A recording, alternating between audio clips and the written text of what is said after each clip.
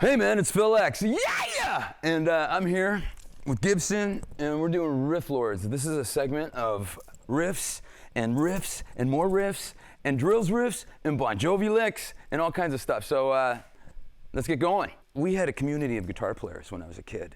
Like everybody played guitar, not everybody, but the guys that did play guitar, they'd come over and he learned that song. And I'm like, what's that? And I'd play something, he'd go, what's that? So that's how we learned. It wasn't like YouTube, we didn't have YouTube. Growing up like that was really amazing because I became like the hot shot because I was just working my butt off all the time. And I would play as much as I could. The guitar came alive and it became a part of me, and that's how things happen. What I'd like to share from my experience in becoming a career guitar player is always look ahead, because you get stuck sometimes. And there's always ways to get out of ruts. Simple things for me were like, if I got into a rut, I would play everything I knew like really fast, but not use my index finger. Like even if you're playing Black Dog by Led Zeppelin, that is weird. But it develops your pinky. So some people say you can practice too much. I don't think so. If you meet somebody and they're, man, I've been playing for 6 years, and they're not very good, then you know they didn't apply themselves, because it's not the quantity, it's the quality of the time you put into the guitar. It's finding ways to grow. You always have to grow, so that comes from practice, practice, practice. Okay, so Bon Jovi. The funny thing about Wanted Dead or Alive, people are like really looking at you and making sure that you're doing a good job and stuff. And me, I'm playing Wanted Dead or Alive, and the whole time I'm going, don't mess up, man. Don't mess up. Because you could be like a hero all night, but you mess that up, and you're like, pfft. But in the meantime, I'm going to show you guys how I do it. And the funny thing is, everybody else on the planet plays it different than I do. As long as it sounds good, that's all that matters. So I go.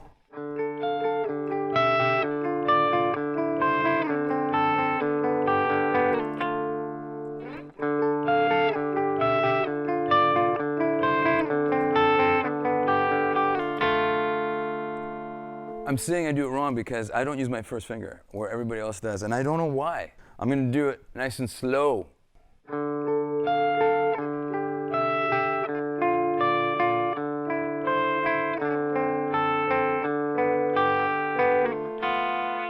Now you gotta kind of get that B string in there a little bit, because it adds that tension.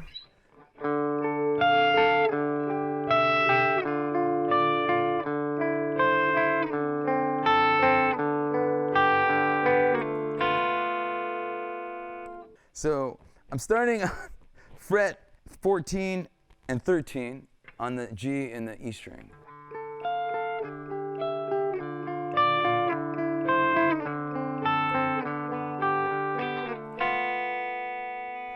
And then I go.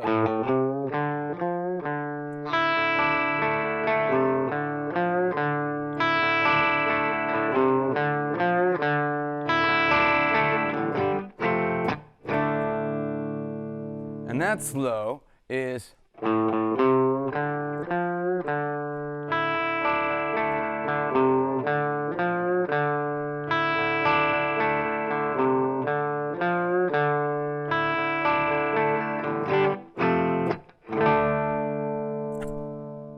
And to recap, intro into the second intro before the verse.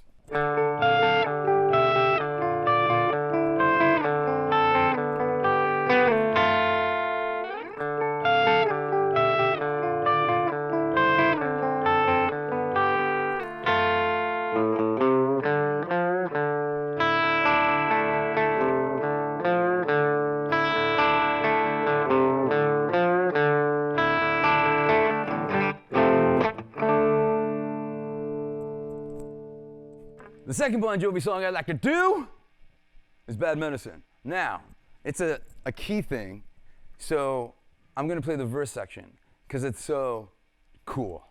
And I pluck it with these minus a pick because it gets that plucky sound like this.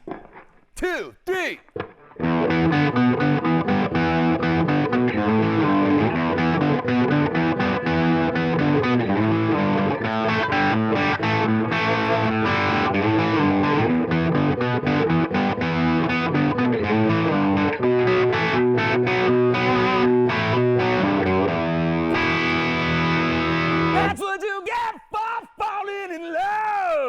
Yeah.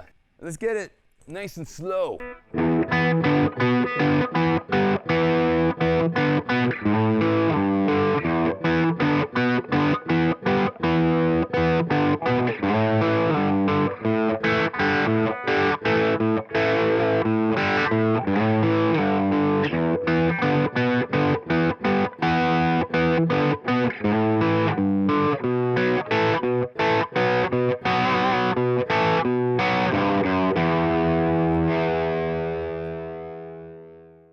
Where my hand is, I guess you call it fifth position on E chord, this one here. You're keeping the fifth of the chord down, and then doing the movement with the lower note. In this case, so that melody is kind of like, and then you're adding the 5, which is constant through that, and then you add a fifth to the chord as well.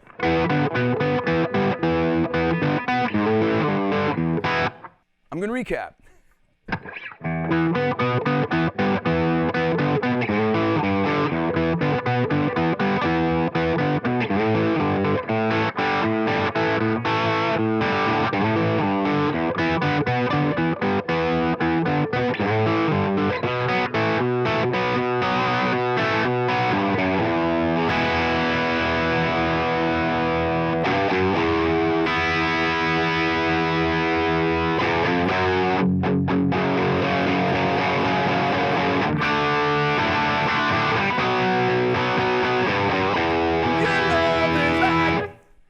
Bad Medicine.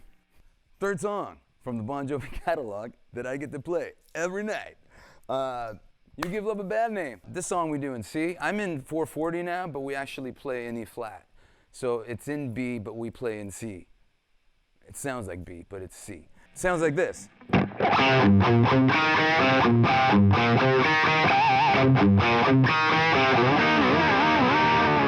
Okay, so actually that thing is usually a whammy bar, but I don't have a whammy bar, so I kind of do it like that, and I even do it like that on stage because it still sounds cool. All right, so let's do it slow.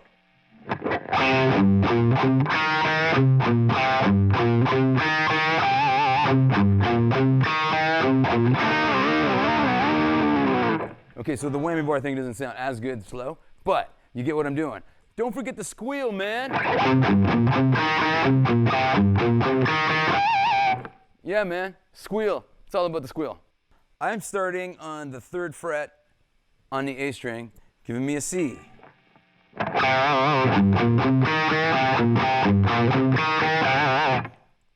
I'll do the riff of the verse and then go into the pre-chorus.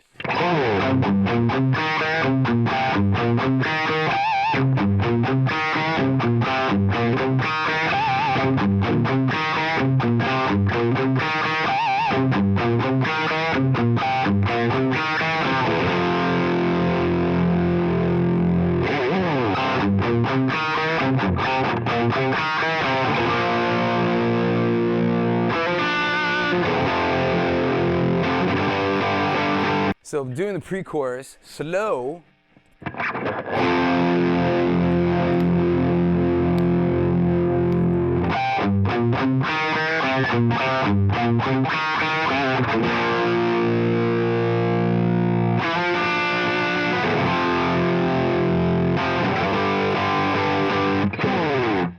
So I said squeal. It's basically a pinch harmonic.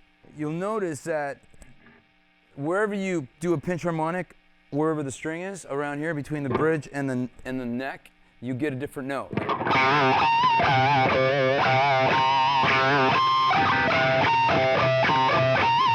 And you got to make that squinty eye thing and everything, but no, don't do that. But it's and you have to shake it, obviously, because then it just sounds like. That sounds weird.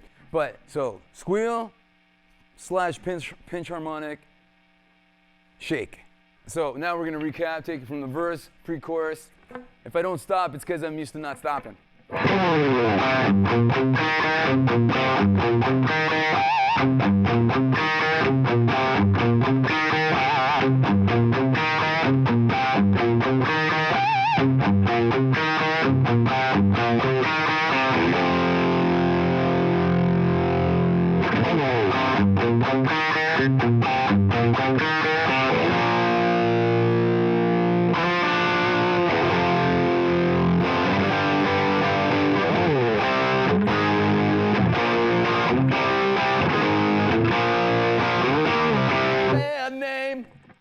Okay, so Phil X and the drills.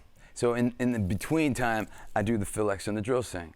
Basically, it's great to be able to front a band because in other situations, I've been a side guy. So when I get to take the front and the mic and tell my story and my lyric and play guitar like full 100% Phil X, that's a passion.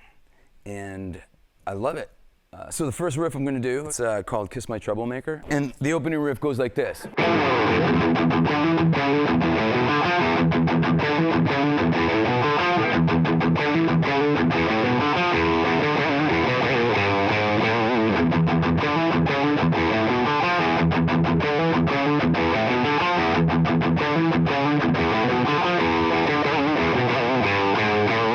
I'm gonna break this down. You can see that a lot of it happens on the low E string, even when I go up to the 12th fret, which you do have an option. You could go to the 7th fret on the A string, but it just sounded heavier on the E string here. So the ching, ching, ching, ching is just the aggressive part. And then when I break into the melody part, every note that has a little decay to it has a shake to it, like a vibrato. So slowly it goes like.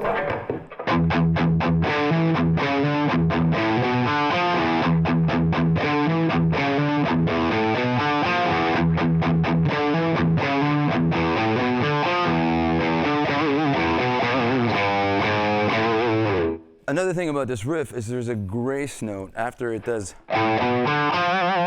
So I'm going.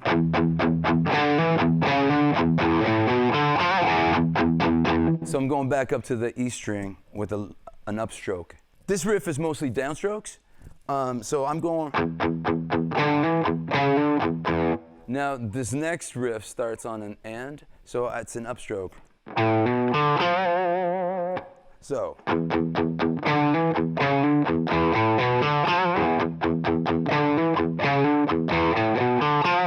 You can kind of hear how the upstroke kind of sneaks in.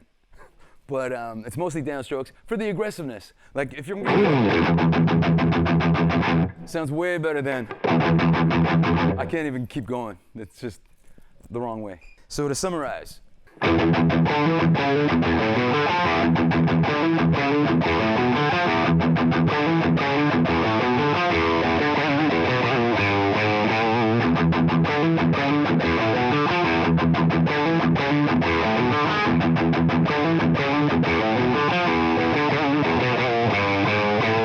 This song is called Talk You Off the Ledge, and it goes like this.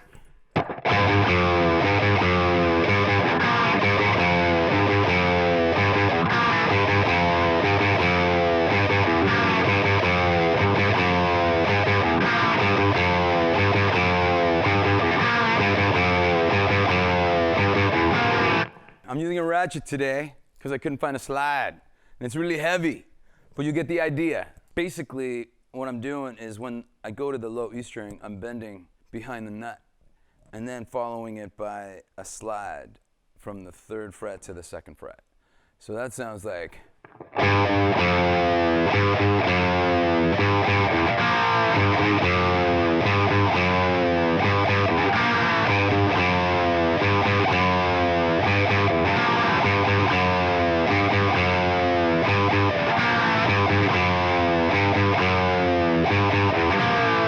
When I stopped using a whammy bar, I started doing dive bombs behind the nut. And that's basically so you could raise the pitch between the nut and the bridge.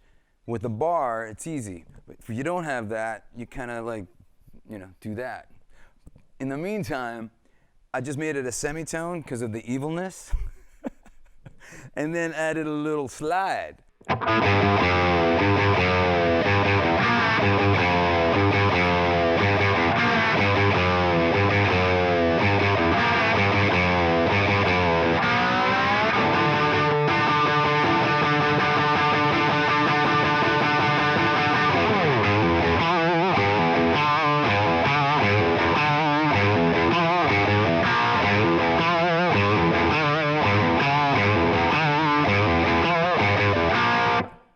knocking off the ledge is an act of aggression for me. It's like getting it out and having the crazy riffs. And it's one really cool riff followed by another cool riff, which I think, and then the bridge even has another cool riff. So I'll do the pre-chorus nice and slow, and then I'll go into the chorus riff.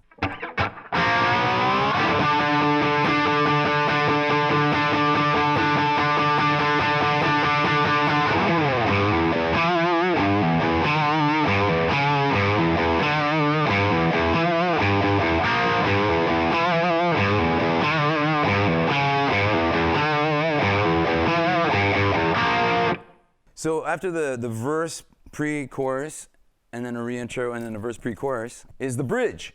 And the bridge is even another cool riff, which goes like...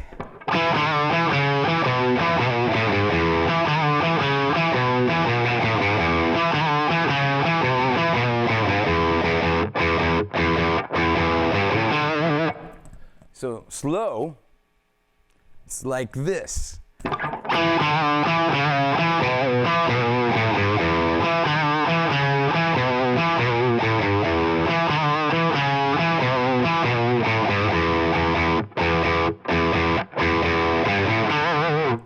And you can hear my influences there. You hear a little bit of Zeppelin, a little bit of Black Sabbath, and a little bit of everybody mixed in. So here's the recap.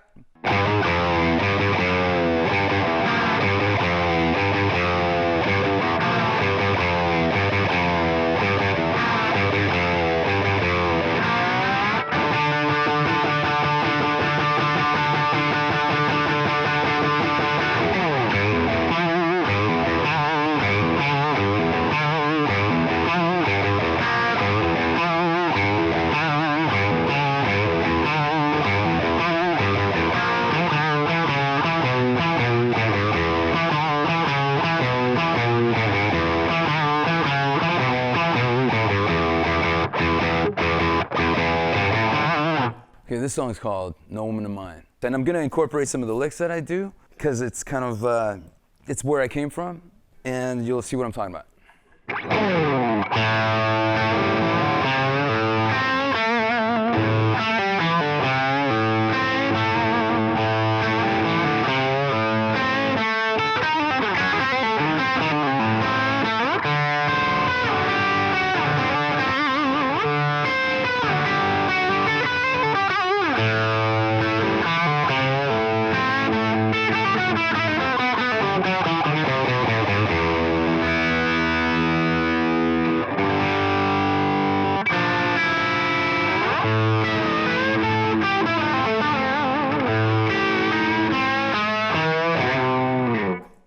So I'll slow down for you.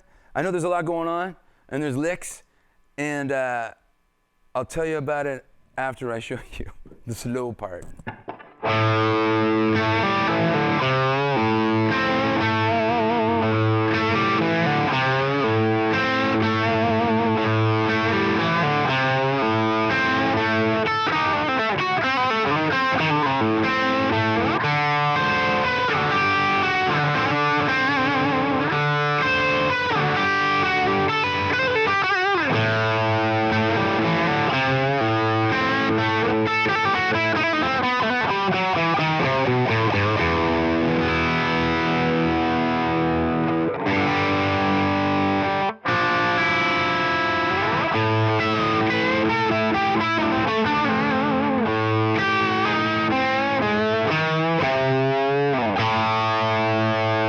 The whole idea is a drone effect. So I got the A going.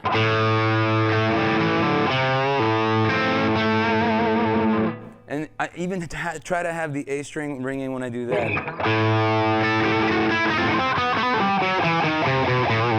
And that's kind of my Greek background going on there.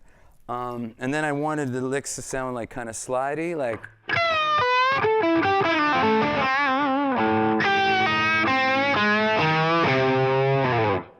And then, of course, when I go to the 4 in the verse, you hear that.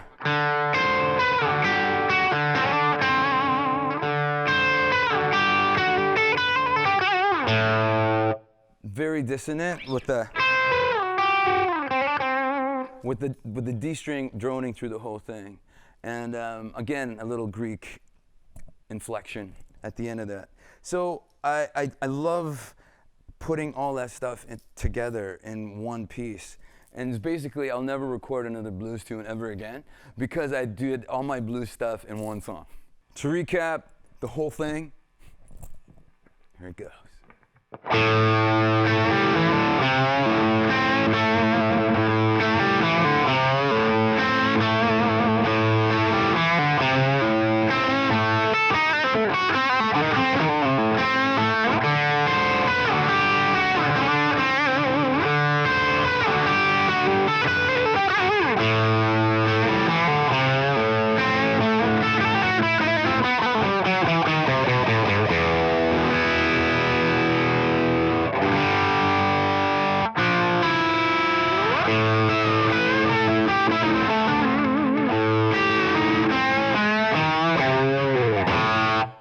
Next song, the first song you ever heard by the Drills, air hockey champion of the world.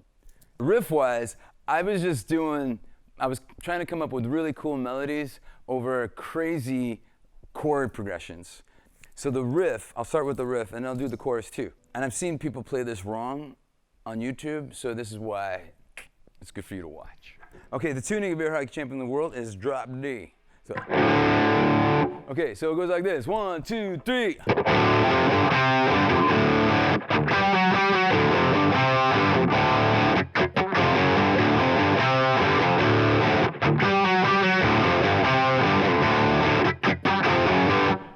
Do it slow.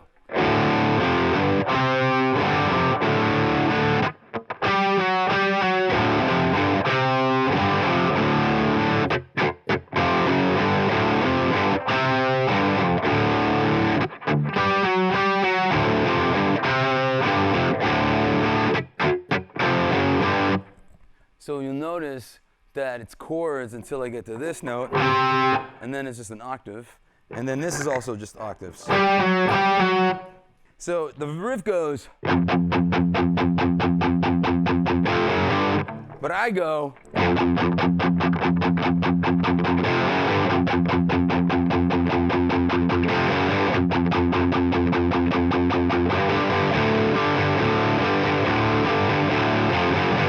so slowly,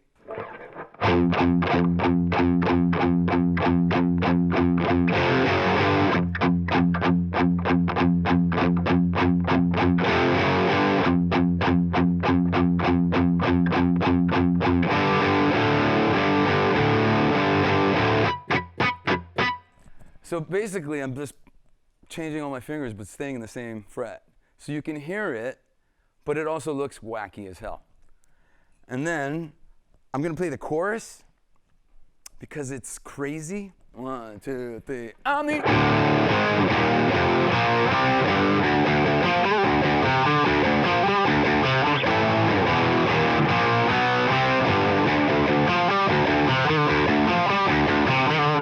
all right, now let's do it slow so you can see how it goes.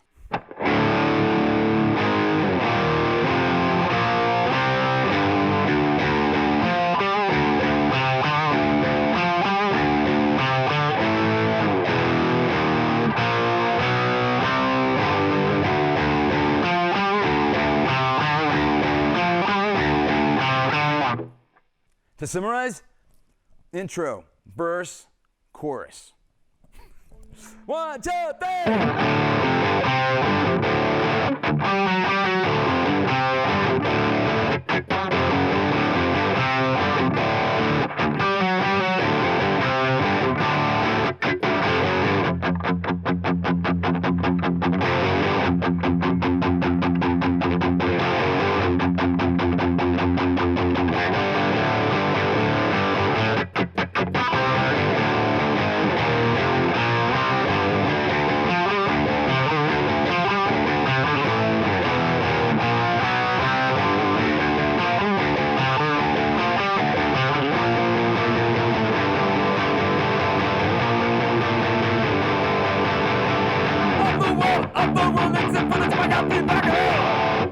Like that. Hey man, so Phil X, woo! And thank you for joining me on the Riff Lords show. And man, it's all about riffs, right? Riffs have made my life awesome. In closing, take your time, man. Take your time. And I do suggest that you learn a lot of stuff by ear, because it develops your ear. It's great ear training. And then when you're like, I can't figure it out, you look at the video and you go, that's what's happening. Awesome. Because I didn't have that when I was a kid, and I kind of wish I did. But in the meantime, YouTube, amazing thing. GibsonTV, amazing thing. Riff Lords, amazing thing. Gibson, amazing. I'm Phil X, man. Thank you.